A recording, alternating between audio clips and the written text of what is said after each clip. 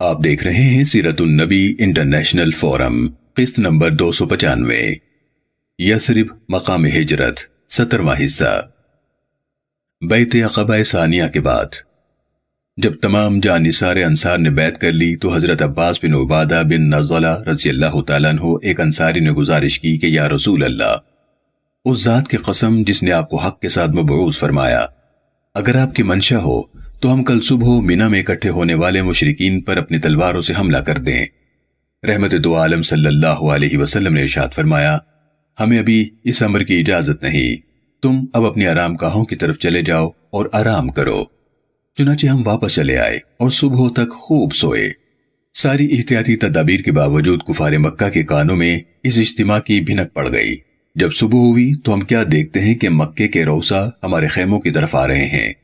ہمارے قافلے کے چند آدمیوں سے ان کی ملاقات ہوئی تو انہوں نے ازرہ شکایت ہمارے ساتھیوں کو کہا کہ اے گروہ خزرج، ہمیں یہ اطلاع ملی ہے کہ تم یہاں ہمارے صاحب یعنی آپ صلی اللہ علیہ وسلم سے ملاقات کے لیے آئے ہو، اور تمہارا مقصد یہ ہے کہ کسی طرح انہیں یہاں سے اپنے ہمراہ لے جاؤ اور ہمارے ساتھ جنگ کرنے کے لیے ان سے بیعت کرو۔ بخدا عرب میں جتنے قبیلے بستے ہیں ان میں سے کسی کے ساتھ جنگ کرنا ہمیں اتنا پسند نہیں جتنا تمہارے ساتھ جنگ کرنا ہمیں ناگوار ہے۔ اتفاق سے ہمارے قافلے کے جن لوگوں سے ان کی ملاقات ہوئی وہ یثرب کے مشرکین تھے جو ہمارے ساتھ حج کے لیے آئے تھے۔ انہوں نے قسمیں کھا کھا کر اس اطلاع کی تردید کی اور انہیں یقین دلایا کہ وہ قطعاً اس مقصد کے لیے یہاں نہیں آئے جس کا ذکر تم کر رہے ہو۔ ہم تو فریضہ حج کی ادائیگی کے لیے یہاں آئے ہیں، اس کے علاوہ ہماری کوئی اور غرض نہیں۔ یہ لوگ اپنی جگہ سچے تھے، انہیں نہ تو ہم نے اس اجتماع میں شرکت کی دعوت دی تھی اور نہ انہیں اپنی آمد کے غرض و غایت سے آگاہ کیا تھا۔ وہ واقعی ان تمام واقعات سے بے خبر تھے، اس لیے وہ پوری قوت اور اعتماد سے ان کے اس الزام کی تردید کرتے رہے اور ہم ایک دوسرے کی طرف کنکھیوں سے دیکھتے رہے۔ کفار مکہ کے شکوک اتنی یقین دہانی کے باوجود پوری طرح زائل نہ ہوئے۔ وہ مزید اطمینان کے لیے یثرب کے ایک سردار عبداللہ بن ابی کے پاس آئے۔ اسے بھی مسلمانوں نے اپنے اس اقدام سے کلیتاً بے خبر رکھا تھا۔ اس نے جب یہ بات سنی تو اس نے بھی اس کی پرزور تردید کر دی۔ اس کی اس پرزور تردید کی وجہ یہ تھی کہ وہ اپنے بارے میں اس غلط فہمی میں مبتلا تھا کہ وہ سارے اہل یثرب کا ہر دل عزیز اور مسلمہ رئیس ہے۔ اس کے خیال میں اہل یثرب کی مجال نہ تھی کہ اس سے اجازت لیے بغیر وہ اتنا بڑا اقدام کر سکیں۔ اس نے ان کو یقین دلانے کے لیے کہا کہ تم جانتے ہو کہ میں اپنے شہر کا رئیس ہوں، اگر میری قوم نے کوئی ایسا پروگرام بنایا ہوتا تو مجھ سے اجازت ضرور طلب کی ہوتی یا کم از کم مشورہ ہی کیا ہوتا۔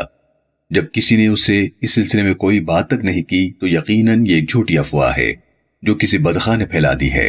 عبداللہ بن ابی کے سمجھانے سے انہیں یقین ہو گیا اور وہ اطمینان سے واپس چلے گئے۔ اہل مکہ کو کسی نے بتایا کہ چند آدمی مینا سے ہی بھاگ گئے ہیں۔ انہوں نے تحقیق کی تو انہیں پتہ چل گیا کہ واقعی ایسا ہوا ہے۔ چنانچہ ان مفروروں کو پکڑنے کے لیے انہوں نے اپنے آدمی دوڑا دیے۔ وہ آگے بڑھے تو انہوں نے دو آدمیوں کو دیکھا جو بھاگے جا رہے تھے، ایک سعد بن عبادہ تھے اور دوسرے منذر بن عمرو۔ اتفاق سے یہ دونوں نقیب تھے جو سرور دو عالم صلی اللہ علیہ وسلم نے انصار کی خبرگیری اور تربیت کے لیے مقرر کیے تھے۔ منذر تو اپنا تعاقب کرنے والوں کے قابو نہ آئے اور بچ کر نکلنے میں کامیاب ہو گئے، لیکن سعد بن عبادہ کو انہوں نے پکڑ لیا۔ ان کے دونوں ہاتھ ان کی گردن کے ساتھ جکڑ کر باندھ دیے، پھر انہیں زدوکوب کرتے اور سر کے بالوں سے گھسیٹتے ہوئے مکے لے آئے۔ سعد بتاتے ہیں کہ میں اسی حالت میں تھا کہ چند قریشی ادھر آ نکلے۔ ان میں سے ایک شخص بڑا خوبصورت تھا جس کے چہرے پر نور چمک رہا تھا۔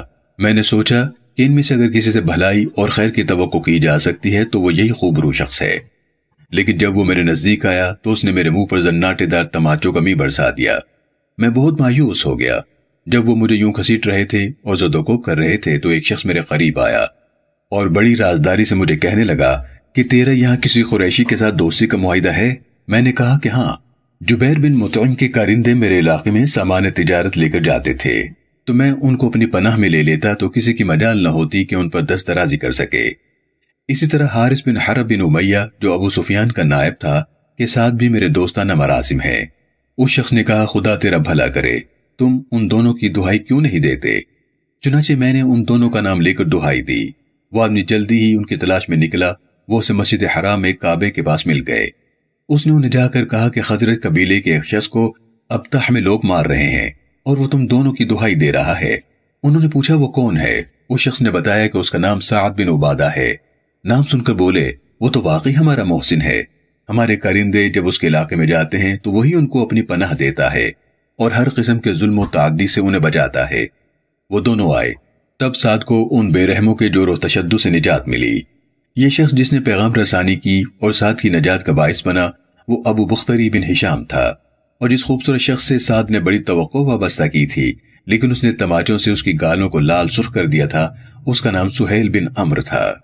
امام بیہقی رحمۃ اللہ علیہ نے اپنی سند کے ساتھ عیسیٰ بن ابی عیسیٰ بن جبیر سے روایت کیا ہے کہ ایک رات قریش نے سنا کہ کوئی شخص جبل ابی قبیس پر یہ شعر پڑھ رہا ہے، یعنی اگر 2 ساتھ مسلمان ہو جائیں تو پھر مکے میں کسی مخالف کی مخالفت کا محمد کو کوئی خوف نہیں رہے گا۔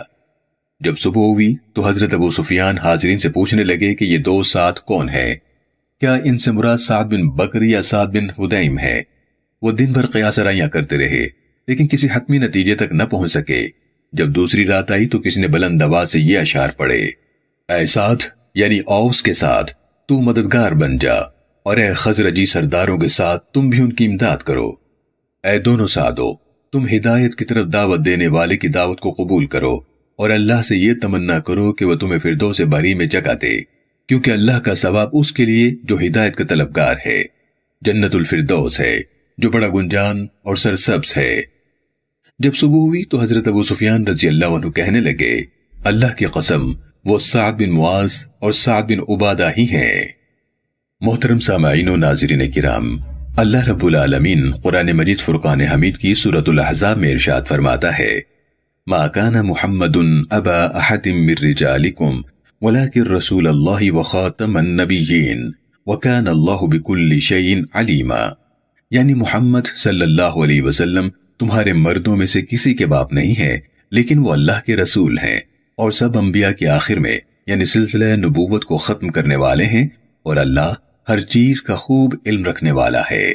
سیرت النبی انٹرنیشنل فورم کی پوری ٹیم اور دنیا بھر کے مسلمان عقیدہ ختم نبوت پر دل و جان سے ایمان رکھتے ہیں۔ سیرت النبی صلی اللہ علیہ وسلم کی یہ قصہ دیکھنے کا شکریہ، اسے دوسروں تک پہنچا کر صدقہ جاریہ کا حصہ بنیے۔